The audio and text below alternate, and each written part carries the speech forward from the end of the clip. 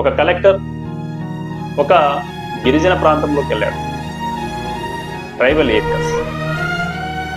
ఎన్నో పుస్తకాలు చదివి ట్రైబల్ ఇండియా, పెద్ద పెద్ద బుక్స్ ట్రైబల్ గురించి వాళ్ళ కష్టాలు అవి అన్ని చదివి ఒక జ్ఞానాన్ని పెంచుకొని వచ్చినటువంటి ఒక వ్యక్తిత్వం కలవాడు ఒక ఐఏఎస్ కలెక్టర్.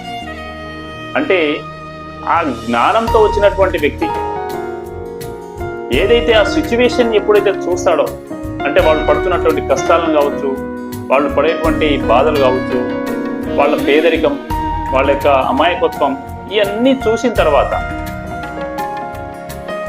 ఆ జ్ఞానం ఏదైతే ఉందో అది ఎఫెక్టివ్గా మారడం జరుగుతుంది.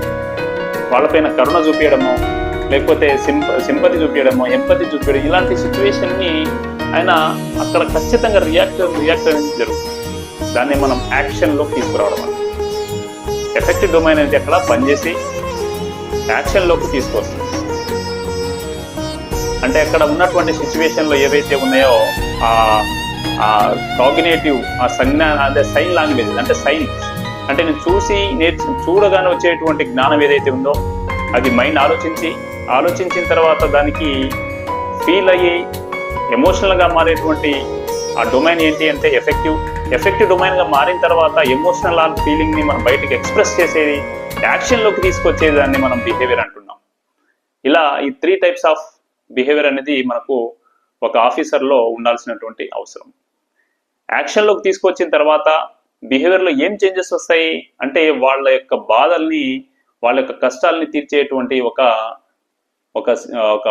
ప్లాన్ని క్రియేట్ చేయడం జరుగుతుంది.